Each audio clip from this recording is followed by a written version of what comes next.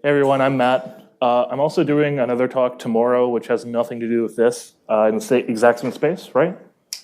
Yep, so exact same space. Yes. It's about predicting fraud with big data for a Kaggle competition. There's some interesting stuff there if you guys are interested in that as well. All right. Also, I'm a data scientist. That's kind of why I'm here. I work for a company in LA.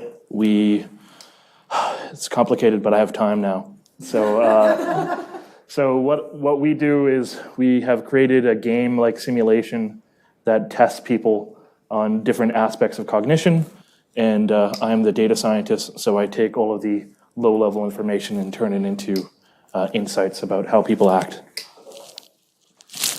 All right. Let's see if all right, perfect, great. Okay, want to start? I'm the one who's doing it on the honor system, by the way, so just scream at me if I'm going over. I'm here to talk about hyperopt scikit-learn, which is a really simple way of doing hyperparameter optimization. There's a lot of cool stuff going on under the hood, but that doesn't really matter. We're just going to learn how to use it. So first of all, what is hyperparameter optimization? Basically, every single choice that you make about a model, including like the model itself and every pre-processing step, counts as a hyperparameter. Also, every single data set you have is going to need slightly different hyperparameters. So it's a rather complicated problem. So what makes it so tough? Well, there are an infinite number of hyperparameters. Obviously, you can use multiple models, so you can have infinite numbers of them. You can also have an infinite number of different values. So, for example, think of like the alpha for a logistic regression. That could be any value. Hyperparameters interact with each other in unpredictable ways. It's a nonlinear problem. And evaluating hyperparameters means training a new model, which is very computationally expensive. So the classic way of doing this, you can find this in scikit-learn, is through grid search and random search. So you would think that grid search, which essentially just means partitioning up all the different values between 0 and whatever your final value is, and just sampling each one would be smarter than just picking at random totally, but that's actually wrong. What we've really learned about hyperparameters, can I go? I still got time? Great, okay. So hyperparameters are so weird that it actually just makes sense to do like random search instead of a grid search in almost all cases. Okay, but can we do better than random? That's the big question of today. Yes, we can with something called sequential model-based optimization. This is also sometimes called Bayesian optimization. There are two big flavors of this right now, which include Gaussian processes, which you can see with the gpyopt library, and tree-based parse-on windows, which is hyperopt. Okay, great. Okay, what is hyperopt? Well, it's Bayesian, so that means that we hope that it's going to get better over time.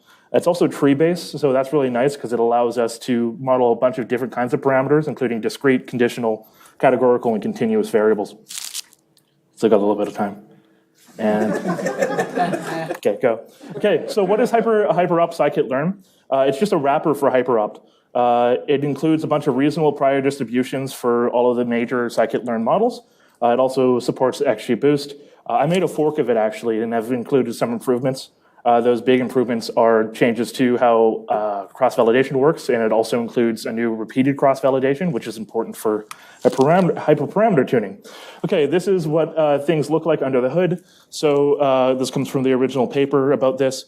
You'll see that everything highlighted in green are different choices that hyperopt has made. So it shows for preprocessing PCA, and then it shows a bunch of things that illustrate that it's both, it can do Booleans, it can do integers, it can do rational numbers, all of that kind of stuff. It also chooses KNNs, and that's the end of that. Okay, so I'll be looking at MNIST for an example. So this comes right out of the scikit-learn library. You have 10 different options for classes ranging from the numbers of 0 to 9. Here's an example. In the notebook, you can actually just keep on pressing enter and enter and enter and getting different ones of these to show that I'm not fooling around.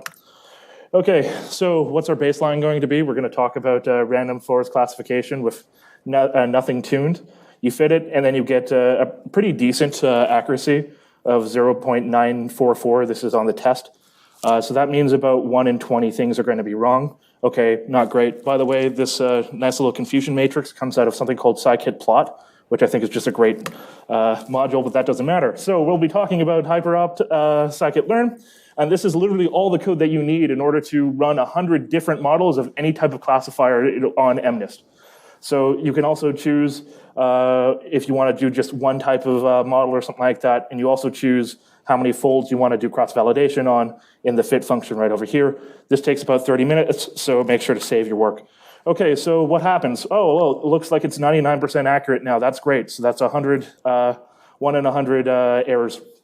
And what did it choose? It chose something pretty good, which is k nearest neighbors, which if you've done MNIST before is a pretty decent one. It also chose a preprocessor, which is a normalizer over here. That's pretty great. All right, so what else did it choose? This plot is a little bit small, but you can see from left to right, we got extra trees, gradient boosting, SVC, so SVM, AdaBoost, SGD. So right at the bottom over, or right at the right over there is KNNs, which all of them do really well. But you also see some things that you wouldn't expect, like why is gradient boosting doing so well and AdaBoost is not? That's something you wouldn't know just by like looking at things. Okay, this is what happens when you go over time. So if I were to run this for longer, we'd see a lot less spikes and things would slowly increase. But because we were already doing so well on just basic models, you don't really see a nice increase, but I can assure you there's lots of pretty graphs that actually show that it does slowly get better over time and you get less of these really bad spikes. Hey, other features. We got parallel optimization through MongoDB, which is pretty cool. So that means that you can spread everything out. Also, you have warm starting, which means you don't have to start from square one every time. That's why you should be saving all your trials every single time. Because this is a very expensive thing to do, I wouldn't suggest just running it over and over and over again. You want to have something set up.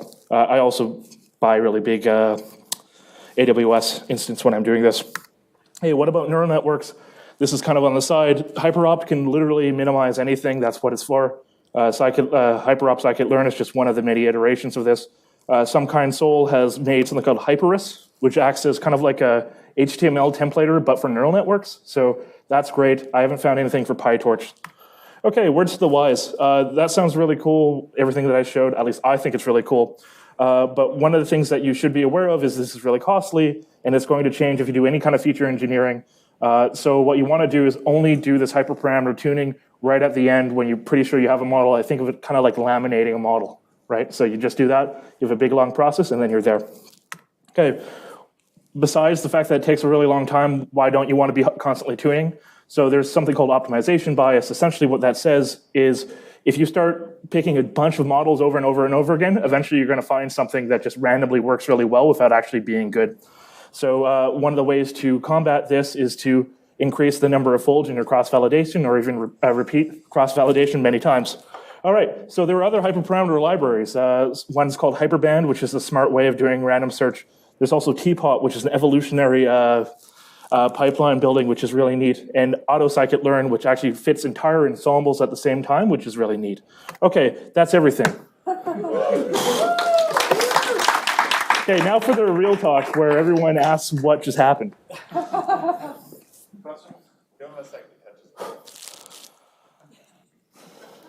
Go for it. I'm going to have to have these out. I got it.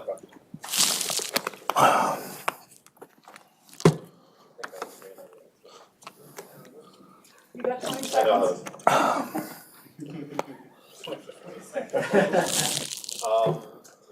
You did a fork of the HyperOpt. Is anybody else maintaining HyperOpt? And is your fork in Python 3 or 2? My fork is in Python 3. So there is the guy who wrote the original HyperOpt algorithm. He still kind of maintains it, but he's not always there. And this is just something that I did for work. But I think that everyone should at least try this thing out because I think it's really nifty. But I would suggest that you just use my fork right now. Are there any in PyTorch? I couldn't find anything for PyTorch. Go write it. I tried, I think, Auto sklearn, and I had a hell of the time with the dependencies. Yeah. How is HyperOpt for that? Pretty good, actually. If I remember correctly, all it really requires, it doesn't really require much at all. Because under the hood, where I didn't talk about at all of the, essentially it's picking from like a random uniform for continuous, and then what will happen is it becomes like a kernel estimator, but it doesn't really require any really fancy kind of techniques or anything like that, so the dependencies are pretty good. Come out from behind there. Oh, hey. Getting duckies. Can I push the button to advance it ahead of? It's working. I can hear you. Is this kind of like a bandit problem? Yeah, so that's actually what Hyperband is doing, is like when you're doing this hyperopt scikit-learn, you're not inputting, here's when I want this thing to end. Hyperband does do that. So there was actually a paper that was released maybe a couple of weeks ago, 3 weeks, about combining Hyperband and hyperopt. But yes, it can be considered like a bandit problem. So it was my understanding that grid search and random search can be applied to any model. Yes. So why does your library specify that you support XGBoost? Yeah, I guess like really it could be anything. So the thing that hyperopt scikit-learn would have though is preset like variables for, let's say, the depth of your XGBoost trees. You wouldn't have that automatically with grid search. You would have to say, I want it to be between 2 and 8 or something like that. Got it, thanks.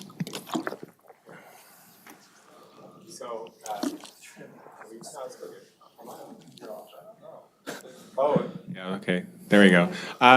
So this sounds like sort of just black box optimization, right? And we plug it into some different things like sklearn or maybe XGBoost, and we get some helpful like predefined ranges. But I wouldn't call it black box because you can see like what it's doing, and it will spit out like what the densities are. But they are non-parametric densities, so in that way, I guess they are black boxy. But they're definitely less of a black box than most of the models we look at. but what I mean is like, we have some hyperparameters that we want to pick the values of, and we set them, we run it, we get our number back, and that thing is in the middle is essentially a black box to these algorithms. Like it doesn't. I would call it plug and play. Right, and so I guess why I'm asking that is like I'm trying to optimize some things at the moment that have parameters, but they're not really hyperparameters of machine learning models, but it's the same basic thing, right? I'm trying to minimize a loss and optimize. Should I think about these approaches? So it depends. So the thing that makes hyperparameter search like a difficult problem is how expensive it is to like get a sample, right? And there's no gradient. That's a really good point.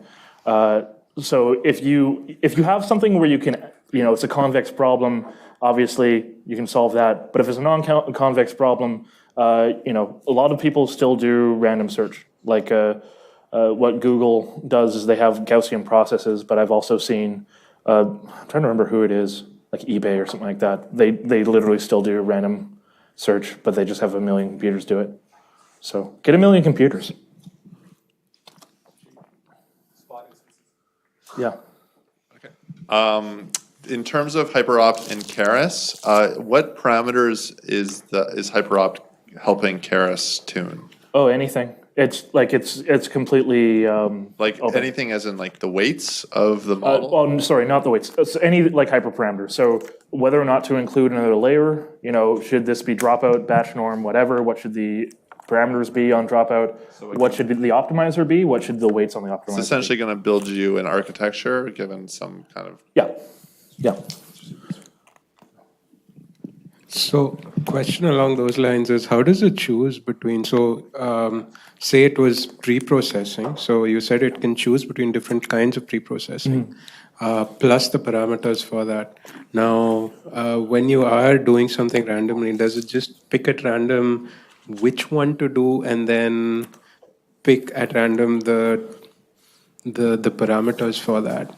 Like, I'm just trying to understand the order in which some of this, like, is there a sane way to explain what, like, the order it follows? Yeah, it takes longer than 20 seconds, but here's essentially what's happening.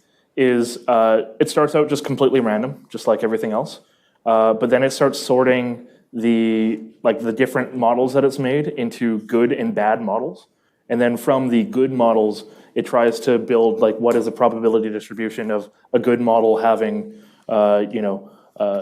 being a KNN with 3, right? But it does do it individually, so it will pick the KNN, and then it'll start randomly sampling from, the hyperparameters of the KNN. Does that make sense? That does make sense. Okay.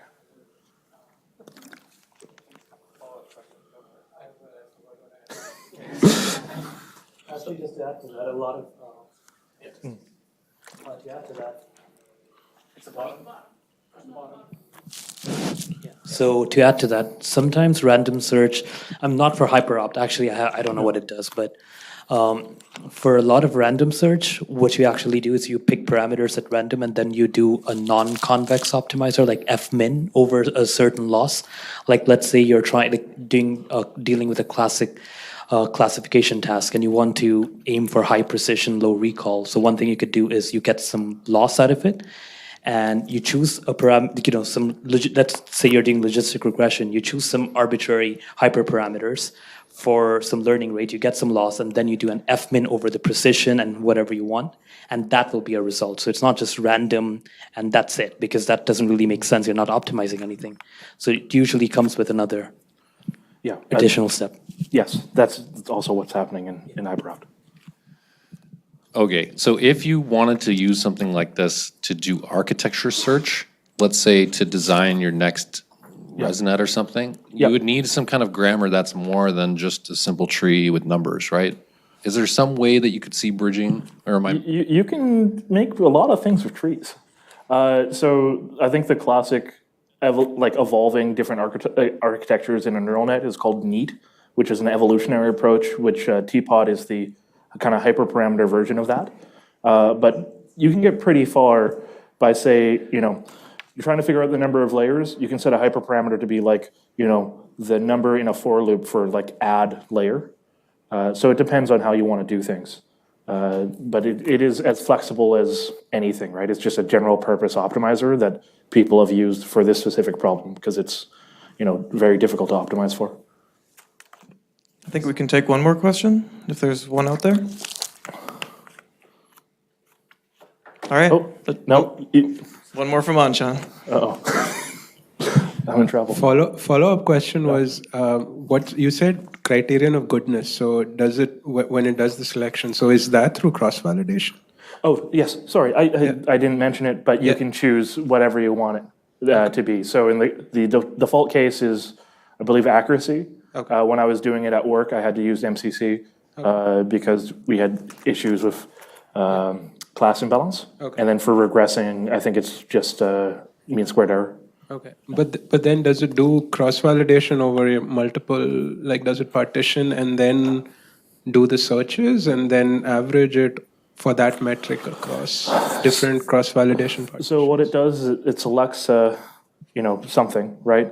And then it trains on each of the folds or each of the partitions, and then actually does it'll average it through if it's a cross-validation. That's actually the thing that I added to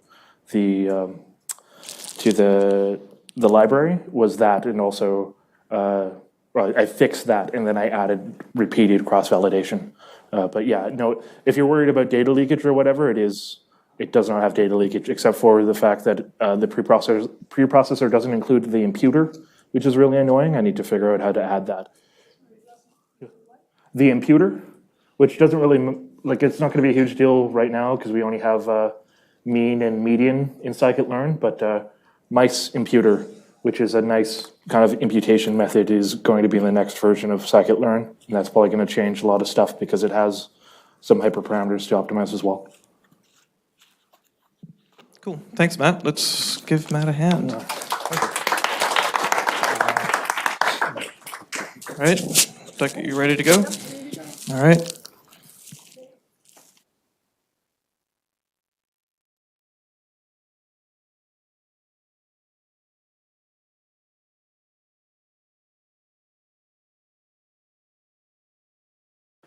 Actually, let me test. Yeah, that goes. Okay, go.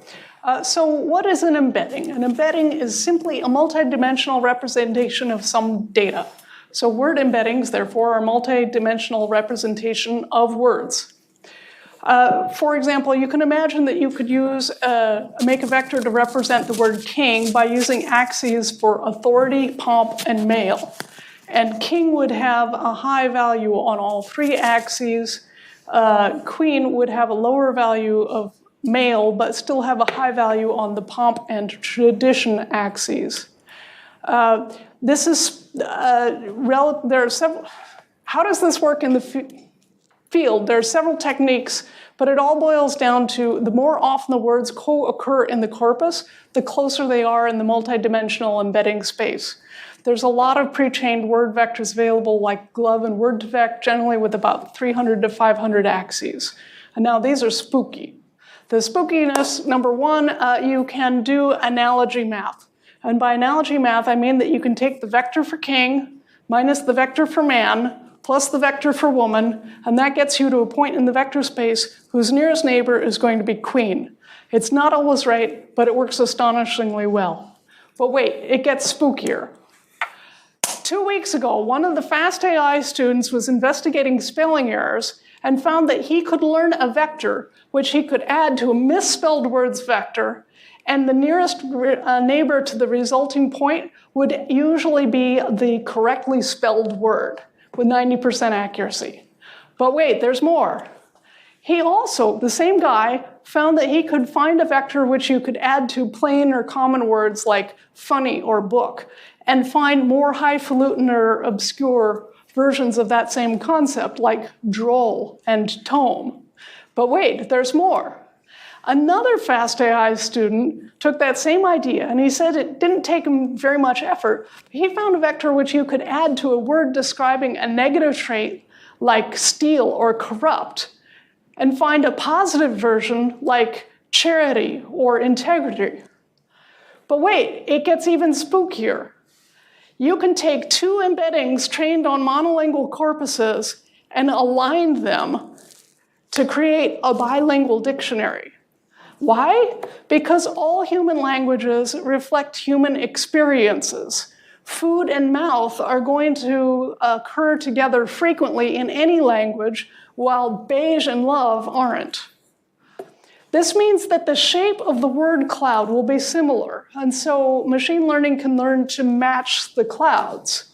It is more accurate for closely related languages than for distant ones. About 80% accuracy for English to Italian and only about 30% for Chinese. But still, 30%. How do you align these two embeddings? Turns out there are at least 3 different techniques in these 4 different papers. Read those papers or ask me questions afterwards. Now, I started this talk with an example that had meaningful axes. But the axes which machines learn generally aren't so simple and understandable. I have tried to categorize high-scoring words on glove axes, and they're impossible to group in a coherent category. However, non-negative sparse embedding gives much more understandable axes. Here's what you get if you run non-negative sparse coding on a word embedding, and then look at the vector for apple, take the coordinates with the biggest value, and then look at those axes and see which words have the largest value on that axis. They break down nicely into things related to fruits and things related to computers. This convinces me that the axes of word embeddings encode meaning. It's spooky that they do so, given that it all comes from simple co-occurrences of words. However, there's clearly something there, and I don't have a better word for it than meaning. Now, the popular embeddings like glove and word2vec all have a problem with polysemy, which is where one word has multiple meanings. Their vectors for bank, for example, end up as a combination of vectors for places to fish and places to put money. Polysemy is a real problem for aligning cross-lingual embeddings because the polysemy frequently isn't the same in the different languages. For example, the French word for place to put money is banque, but the place to go fishing is rive. So if we can fix polysemy, we ought to be able to do even better alignment of 2 monolingual embeddings. The good news is that there's been a lot of good work on polysemy where they can distinguish between multiple meanings. For example, this paper had in its examples the ability to distinguish between a company that holds money and a place with water. And if you can align 2 embeddings, you can align arbitrarily many. This means that we could get high-quality multi-language dictionaries. Me, I think it will happen. And in fact, I predict that we are going to see a universal dictionary in less than 2 years, possibly in 6 months. So pay attention. This is coming. Done.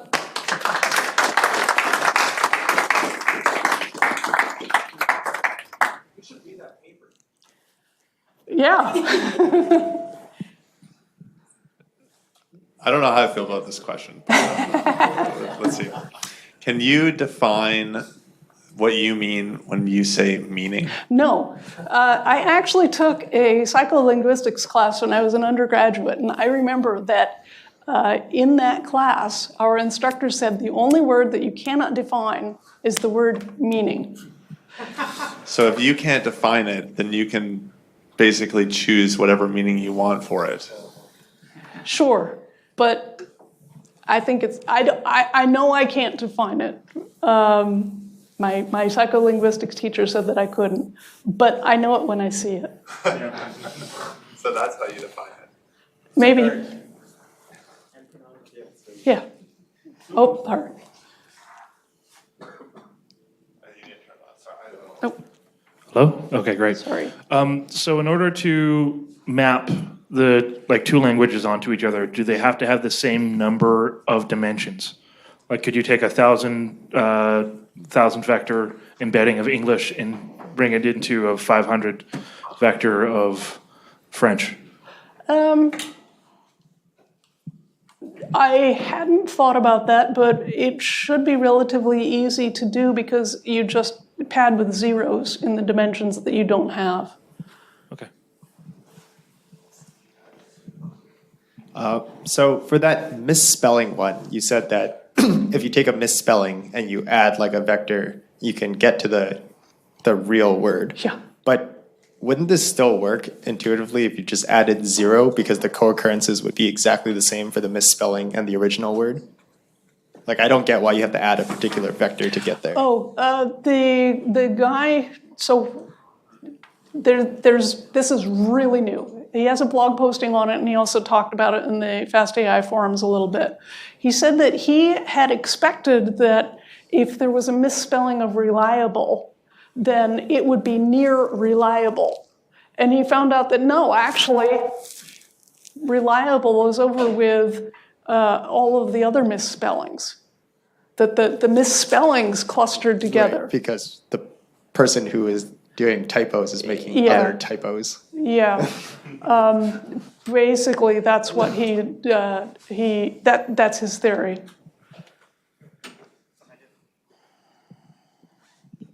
Actually, I think I have a counterpoint to that. I don't think it's because that person making typos is making more typos. It's just that words tend to, the same thing happens in LDA kind of like models as well. Like you tend to like get a topic of misspellings and you get a topic of, and one of my understandings is that, the misspellings don't necessarily co-occur with the correct words. So, I mean, they don't co-occur often enough. And that's one of the reasons that it can't actually figure out which part of, which dimension it really belongs in. So it just happens to be in a dimension where no other word belongs anyway. So it just kind of clusters the other misspellings together. Sorry, I think I was saying not that they don't. You need a microphone so the stream works. Who's on? There's 8 people on. Waiting for your question. Never mind, take it back. Yeah, sorry, I guess my point wasn't that the misspelling co-occurs with the actual spelling. It's that the misspelling co-occurs with the same words that the correct spelling would co-occur with. Right? Yeah, but that's what he was expecting, but he found that it did not occur with the... It's very infrequent. Yeah. And one other, the specific thing that he suggested was that the corpuses, the documents that contain a misspelled word would tend to have other misspelled words. So it's the people ranting on Twitter comments or Reddit is going to have more misspellings than CNN. And that was his theory for why they ended up together. I didn't get the last part. What do you mean by universal dictionary? I mean a dictionary where you can say bank, and it will tell you a word, what the word for bank is in French, and what it is in Italian, and what it is in Russian, and what it is in Chinese, and what it is in Inuktitut, and what it is in Twi, and. So I guess it does exist. So I'm not quite sure. Maybe I didn't get like you mean like universal embeddings for all the languages, something like Yeah, that? but I don't think a universal dictionary does exist. I've never seen one. There are websites where you have like a translation for every word for every language. So it's just no, there is a website just like that. I use it from time to time. Okay. Does it have Twi? Does it have Tigrinya? Does it have? Yeah, Esperanto, anything. Like I bet it African doesn't- languages. I bet it doesn't have Tigrinya. We can Google check that. Translate doesn't even have Tigrinya. But anyway, I would be interested in hearing what that website is. So I just wanted to add, maybe like if we have this universal embedding, then you train your machine learning model, it doesn't matter what language goes in, right? So that's kind of cool. But my actual comment was on your non-negative stuff, it kind of looked like it was pulling topics out. It almost looked like a topic model. Is there an obvious connection or a way to use this for topic modeling, or is that just maybe? I don't needs know, more because I don't know what topic modeling is. So, sorry. I actually have two questions. So the first question, what about words that are not present in dictionary? I bet lots of the ancient languages do not have some of the modern concepts, like computer or whatever. So how do you think this is possible in your universal dictionary? Okay, you got me there. If the word doesn't exist, it'll be a blank. And the second question is actually, so how accurate are those dictionaries in terms of nuances? So there are words that are almost synonymous, but they're used in a different context, and they really mean different things. But Right. how good, based on your experience, are this translation right now? So this is actually an area where I think non-negative sparse embedding could help us a lot. Right now, the axes that we have don't mean anything. They're garbage for the popular word embeddings that we all know and love.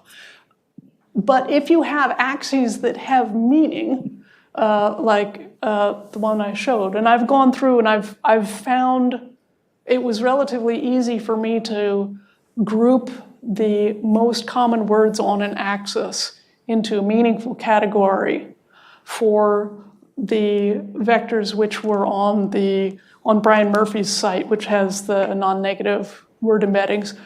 Then you could actually look at the axes to figure out what the nuance and shading was.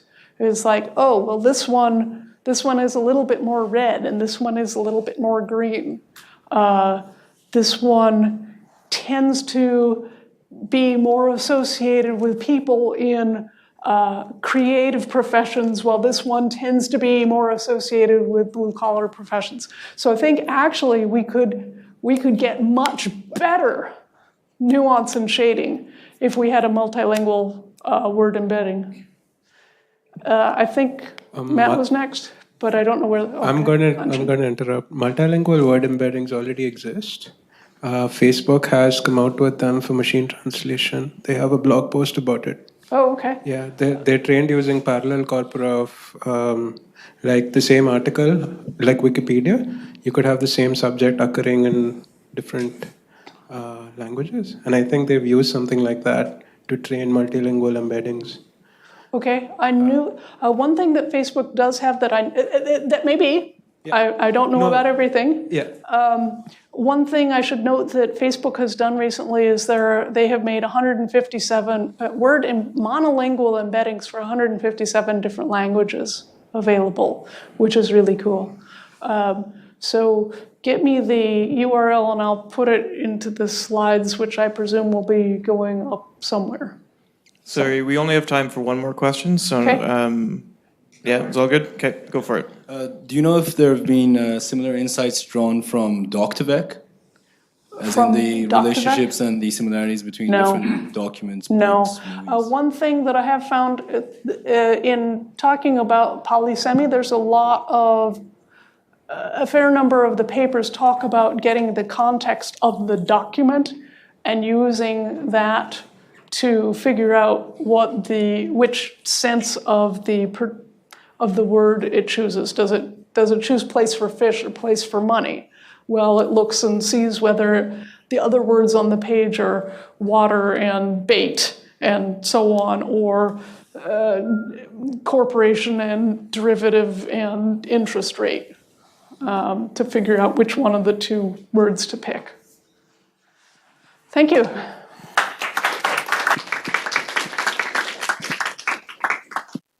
Next we have Bruce, I believe.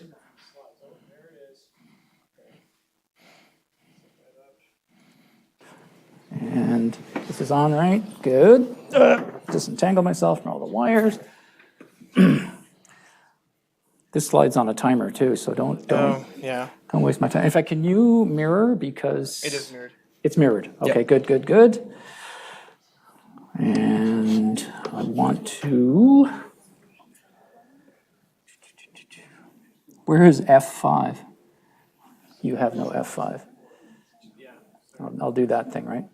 Okay. Okay, so I want to talk to you about gradient descent. Oh, this isn't mirrored. No, you have a special view. Yeah, I know, but that's okay. Is this gonna, is that showing things there? Yeah. Okay, that's not bad, because I do want a pointer. Okay, I'm going to, that was part of my 20 seconds. Hang on. Good, hey, I found the way to restart the timer. No, I didn't. Hell with it. Okay, gradient descent. The technique is obviously used everywhere for lots of machine learning training. In the last couple of years, there's been some improvements on the basic technique, and they've become very widely used, things like Atom and so on. The authors of this paper are saying, hey, not so fast. These new things actually don't work nearly as well as you think they do. And so they've done some experiments to probe that, and they have some advice on what to do better. This should have advanced. I screwed up the timing completely. Hang on. Yeah, what have I done? I can't get my mouse up there to stop it. Well, I guess I'll do it by manually. I don't like that. So what's wrong with plain old vanilla gradient descent? There can be a problem if your features are not scaled the same way. And this is a classic diagram. So on the left, we have unscaled features. And as we iterate toward the minimum, we're kind of bouncing around in a very inefficient way. It's now advancing on you. Now it's advancing on me. Fantastic. So you can solve that by scaling your features. But we would like the thing to scale itself. And that's where some of these advances have come in. There's momentum, which I'm not talking about, but there's adaptivity, where you scale in each feature dimension by the gradient of some history there. And that has the effect of scaling automatically. You put those two things together and it gives you Atom, it gives you Attograd, it gives you RMS prop. So why is everyone excited about these techniques?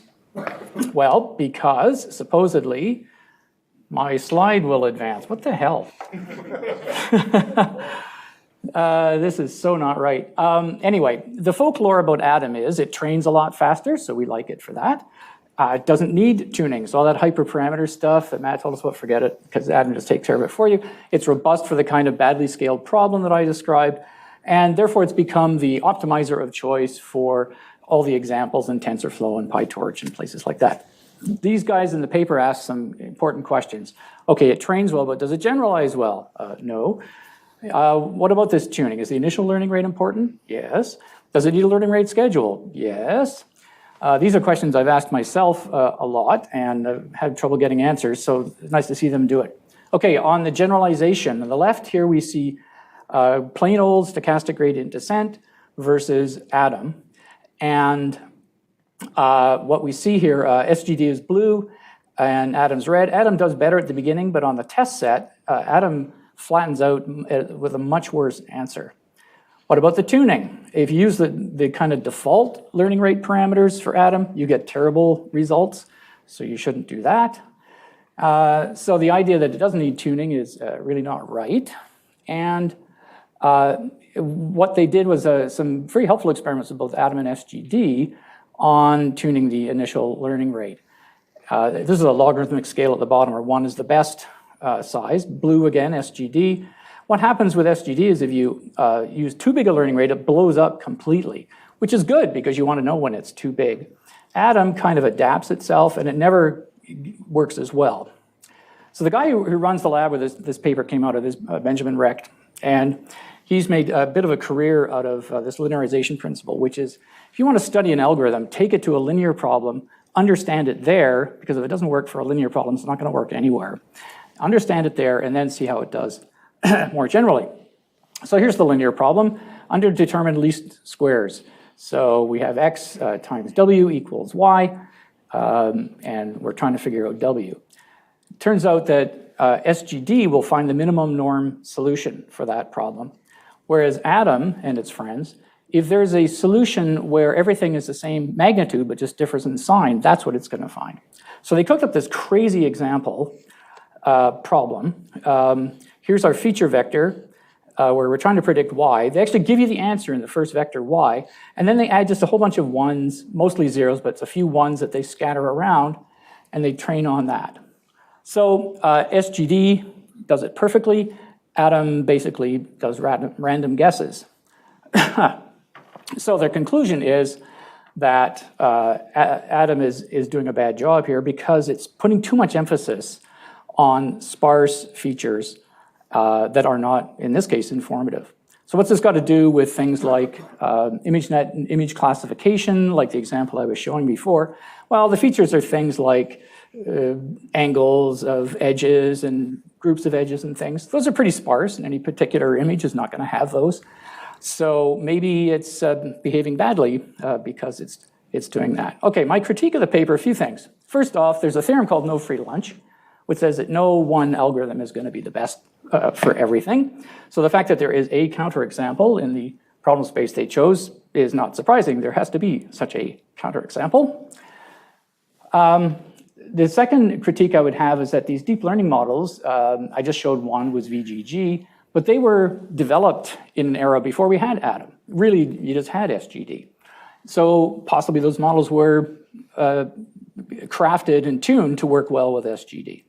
And that's why they don't work so well with Atom. And maybe if they did them again, it would work. But then they ask, you know, we've blown Atom to bits here. Why does anybody still use it? I'll answer that, because the darn thing works. I've tried to get SGD to work as well as what they're showing in the paper here, and I can't, on the real world problems, I can't get it to behave as well as Atom. Atom just darn well works. All right, their conclusions are SGD outperforms Atom on unseen data. It generalizes well, which is important.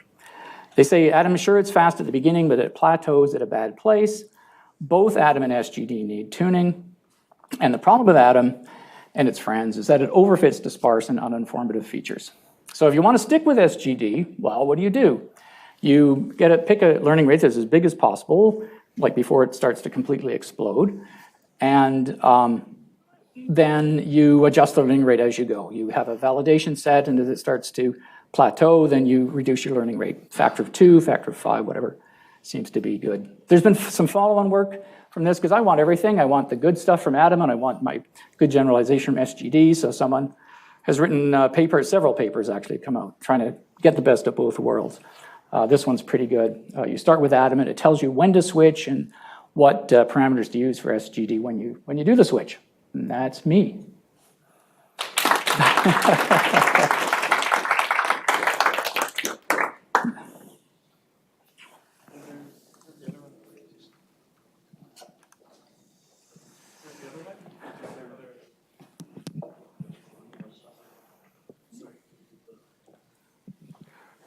Bruce, there was actually a cool paper at ICLR called On the Convergence of Atom and Beyond that actually investigates some of the flaws in Atom, and they call it a flaw. So he classifies it as exponential moving average kind of optimization methods. And it's a paper that won the Best Paper Award. I'd encourage you to look at that. So there are some fixes proposed, and it's also been implemented in PyTorch. So it came out of Google. So I'll post that paper up. Yeah, post a link on Meetup and Slack. It's probably the best place for that. Yeah, that'd be good. Bruce, last time I've heard about Adam, it was a relatively new technique, and there was something upcoming on the horizon which was called Eve, and which was supposed to be a lot better. So what happened to Eve? Yeah, I haven't heard much about Eve. Adam shows up everywhere. There's a lot of variations on Adam as well, and Adam and things like that. The one I keep seeing showing up in all the papers is Adam. Another question here, yes? Hey, so just to answer that, like it turns out like it just like only worked for the problems that the paper was about, and then everyone just kind of dropped it. I guess like a question is like, is there any like, you're not going to go back to SGD, are you? Has this convinced you at all? So I'm not completely convinced. I am worried by the fact that in their VGG example, for example, it was just on CFAR 10. Almost a toy problem in a way, but it was very clear that SGD outperformed Adam. And in these follow-on papers, they have replicated those kind of results. So this bothers me. The fact that in my more complicated models, I can't see that happening is not definitive. So I think the jury's still out, actually, and I'm interested in pursuing it. Yes. You were good. Have you tried switching from Adam to SVG partway through? A little bit. Matt Potma, who's working with me on this hearing stuff that we're doing, has basically trained a model up on Adam and then tried switching and to SGD and back and forth. Adam works best in those cases.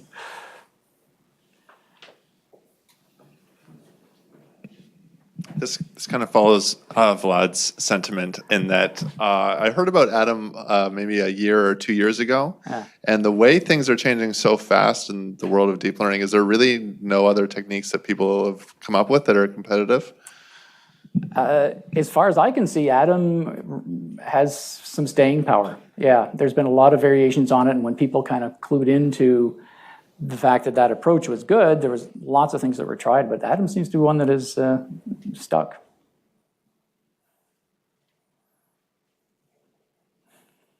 For the tuning of Adam, is it different than the tuning you do for SGD, or is it basically the same kind of like move it up, wait for it? Like you can't find it exploding like you can for SGD, so what do you do? Yeah, well, what they did was they just, on a logarithmic scale, tried a whole bunch of different learning rates and made that plot and then picked the one that was the best, or picked actually the 5 near the best, and did some sort of ensemble on those.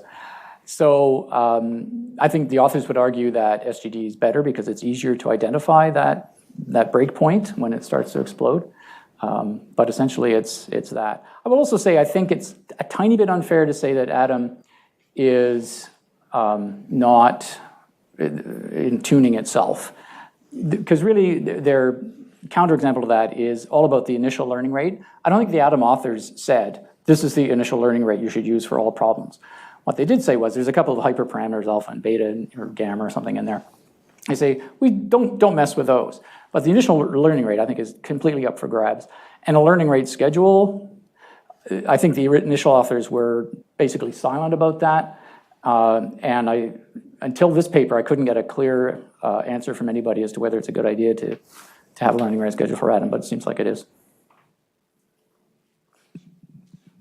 Somebody I went to SFU with that was doing a lot of this deep learning stuff says that he's found the kind of foolproof method for the schedule, and that is something I haven't heard anywhere else, and I just wanted to hear your take on it. So he originally sets a learning rate, and then he kind of decays it over time, and then he spikes it back to kind of the original thing, and then decays it over time. And he says that this kind of back and forth works the best. This is the person you want to ask about that, because it sounds like the cyclic learning rate kind of approach, which I've never tried, but you have, Ducky?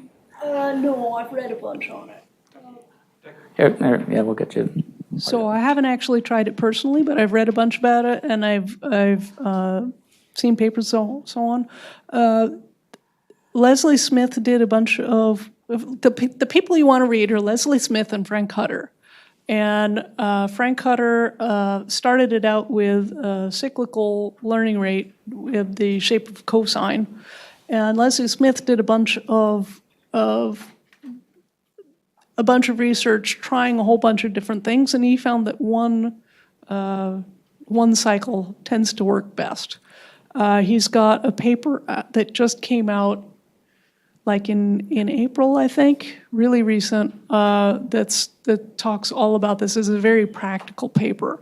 So that's what I'd try. We've got more time, if anyone has any. I've said it all. I'll just throw in, Yeah. I was trying to answer the question for myself, should I be learning rate scheduling my atom? And I couldn't find anyone out there to give me any kind of advice on it. And at the end of the day, I found that I got those one-time step improvements when I lowered my learning rate that you do with SGD. And so I just accepted that was the right idea. But yeah, I mean, the paper and the community is really quiet on that topic. They are, yeah. I think a lot of practitioners have probably come to the conclusion that, we'd return the learning. They just don't bother saying that in any other publications. Yeah.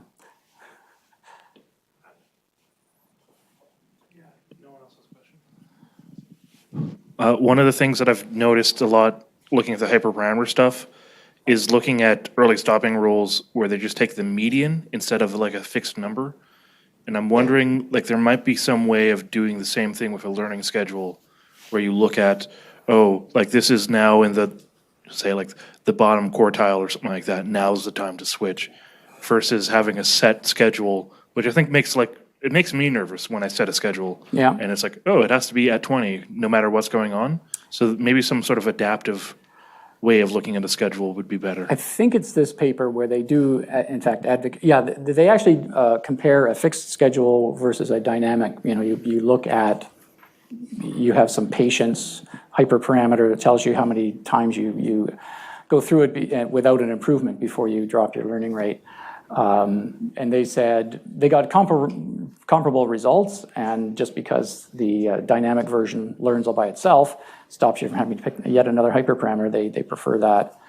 I think that makes sense. So using the median, that's interesting. Do you mean like the median of your training loss or validation loss for the last n epochs? In the Vizier paper for like hyperparameter optimization from Google, they suggest doing like median, which essentially says, if the last, half or so have been like there hasn't been improvement, now's the time to stop versus doing 20, 30, whatever. Yeah. But median sounds good because it's obviously it's a really noisy that's the thing. But I wonder if like median is waiting too long before things go. Yeah. Because you want to go pretty fast. Right. That's the whole point that you have it in the first place. Anyway. Okay, I think I'm done.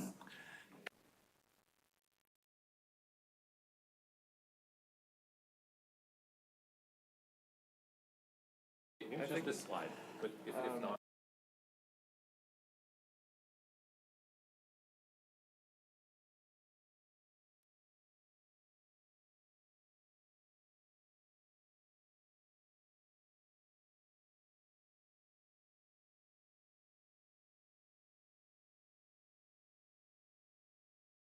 Yep, you're on. Check. Guys hear me okay? Okay, great. You advance it once, and the timer's going to go. So my primary motivation here is reinforcement learning is a key to AGI, artificial general intelligence, superintelligence, and it's a part of it that's ready today. Like we can do some of this today. If you care about deep learning systems that can interact with the world, then you care about deep reinforcement learning, whether you know it or not. So formally, this is how it's usually defined. We are learning to decide and act over time. And generally, you have an unknown environment.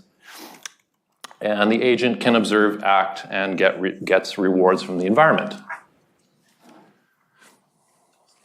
Now, As I got into this, I was really surprised by how this simple formulation from the last slide can apply to so many diverse scenarios. It's actually quite surprising.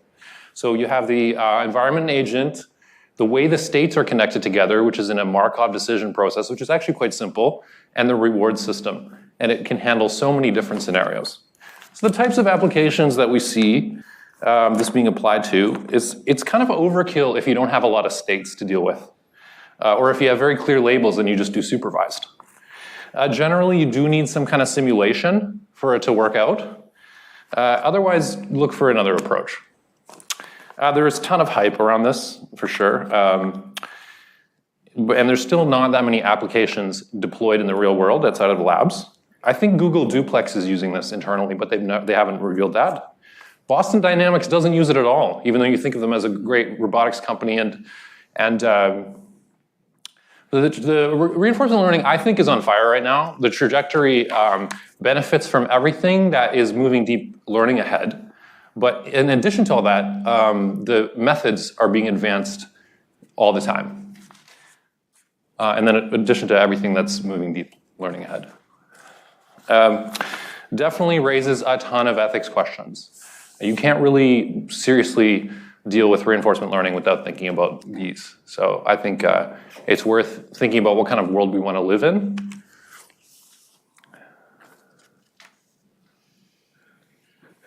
So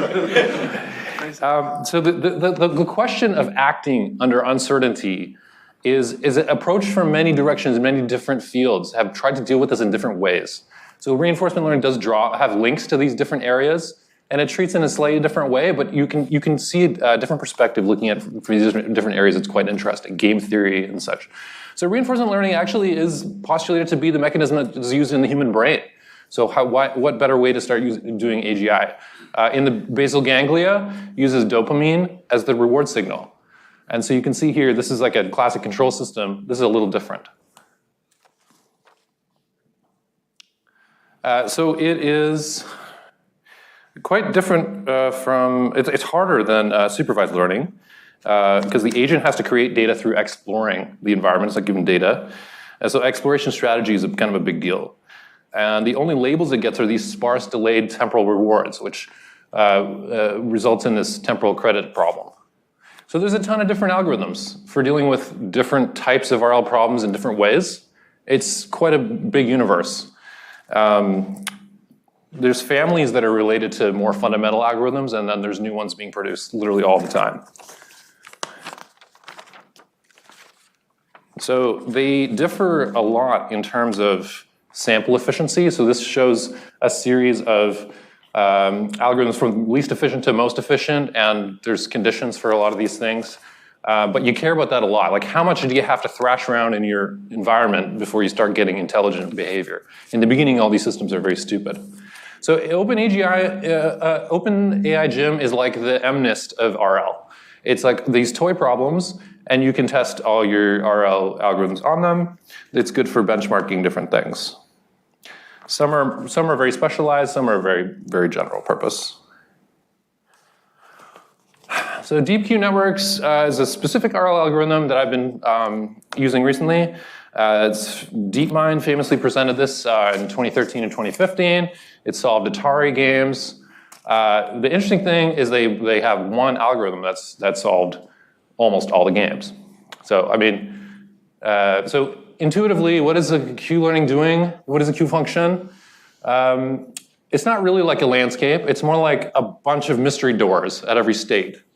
And then your function is learning how good each door is, depending on the state. So this is the game that I'm working on, and this is the Q value here. So it picked the highest Q value.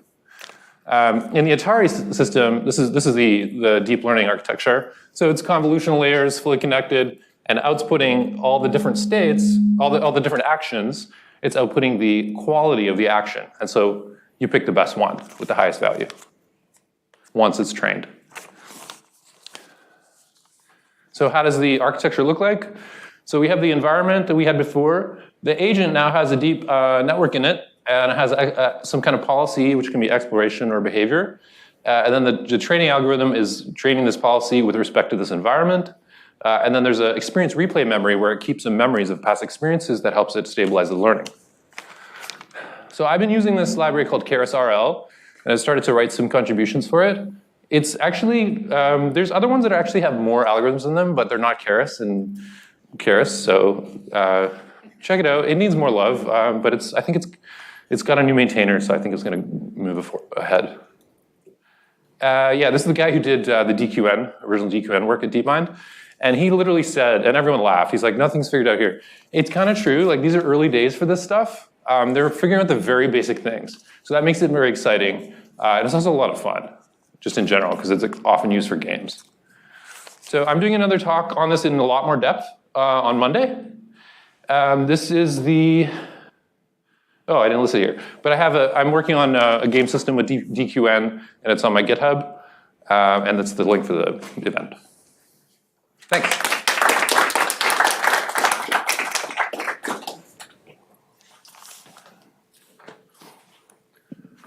Can you describe the game that you're working on and what you're, well, yeah, can you just describe the game that the AI is trying to solve? Sure. So what I decided to do was like, when I heard about AlphaZero, I thought, that's really cool. How the hell does that really work? So my goal with the system was minimum viable self-play. So I wanted to learn about self-play, multi-agent reinforcement learning, DQN, all in like this most minimal possible package. So what it does right now is it plays Connect 4 and it plays tic-tac-toe. Very easy games, so we can see the mechanics of what it's doing, right? And I put it with the Q bars on all the choices, so you can see how it's valuing the different states and to help get intuition on what it's actually doing. So I used KerisRL, and I coded the games as environments. Like, so each game is like, it's an environment which has like a set of states, and then the reward. The way the game works is when the game's over, the agent either gets a positive point if it wins, a negative point if it loses, 0 if it's a tie, or -2 if it makes an invalid move, right? So just with that reward signal, then it has to learn how to play from the very first step. So that one signal goes back to all of its moves that it had made that whole game. So that's part of the trick to the whole DQN algorithm, and I'll walk through that in great detail in next Monday. Yeah. So you mentioned artificial general intelligence, correct? Are they? How do they define that? Yeah. So the way DeepMind defines that is the performance of an agent in a set of different environments. And there's a paper with an actual formula, and I'll present that in my presentation next week. And you can argue whether that equation makes sense or whether that's the right way to measure it. But that's one way they measure it. And so in terms of DQN, they say because it's able to solve all those Atari games, it's like one algorithm. Each of those is a different environment, a different world with different rules, with different everything. Then that's a step towards that intelligent one algorithm being able to solve these many tasks. Yeah, there's different people have different definitions. I'm just curious which one they're using. Yeah, I'm sorry, I don't remember the exact paper, but it's actually referenced in my slide deck for Monday. So, but it's a really good point. Yeah, thanks. Yeah, a question about the history of all this. So in other areas of deep learning right now, it started decades ago, then there was the AI winter, and then it all came back for various reasons. Did RL go through a history like that, or is it more recent? Oh yeah, so RL is really old. It's really, really old. And some of the core pieces of it were invented a long time ago. But then, I mean, one component of these systems is some kind of function approximator. And they sucked back then, and they used like linear ones, and so they didn't really scale to larger states and things. So when they connected the deep learning to replace the, it's kind of, in a way, the deep learning just makes the function approximation part nice and easy and smooth. And so it kind of rejuvenated that field. And so, for example, something like AlphaZero it's kind of using very old ideas plus deep learning suddenly is getting some magical results. But aside from that, they're also now digging deeper into the core theory of RL as well. But yeah, the guts of it were quite old. Question. So is a Markov decision process almost always the starting point in terms of positing reinforcement learning? That's the classic way of couching it. Yeah. And there's all sorts of extensions to it, but it's generally like the canonical starting point. And then you can have like partially observable Markov decision process, a semi-MDP, and all these other things. But that's was there ever a simpler formulation to this kind of yeah, setting? for sure. Well, I mean, the most boiled down version is like the multi-arm bandit, which is like you go to a casino and I walk through that in detail in my presentation on Monday. If you want a hello world version of this, it's epsilon greedy. Just like it's a really simple bandit algorithm to understand. Yeah, DQN uses epsilon greedy for the exploration policy, but it can use other exploration strategies as well. Epsilon greedy, yeah, it's and I just want to say, if anyone's really quite interested in RL, I'd be interested in talking to you. I don't know that many people who are interested in that deeply so. Oh yeah, cool, right on. Hey, I'm just curious about the problem of sparse rewards. Has there been any progress, maybe in the last couple of years for taking DQN and making it a lot easier to, get at those really sparse rewards, like a end of level kind of reward? Yeah, okay. So sparse rewards are definitely a big challenge for reinforcement learning. There are some approaches. Like if you look up feudal networks as an approach from DeepMind that I think is quite promising for these sparse rewards. Like feudal or feudal? Feudal, like the old days of feuds. Feudal, and so what that does is it starts to break the model into like a hierarchical model, and so it can do it can consider longer term actions. And that makes it easier to account for many time steps without getting any reward. Yeah, I know you didn't explicitly mention this, but can you shed some light on the difference between the actor-critic method and plain old DQN? Yeah, sure. So I'm not going to focus on actor-critic in my talk on Monday. I'm pretty much going to focus on DQN specifically. But I mean, actor-critic is... one nice thing is it can handle continuous outputs. DQN is specifically for discrete actions. So you remember in the Atari slide you had the different joystick positions. If you have a countable or a sensible number of those, DQN can help you. But if you have a continuous space, like for example the angle of all the joints in a robot arm, DQN is not going to help you unless you discretize it. And when you discretize it, the problem kind of explodes in complexity.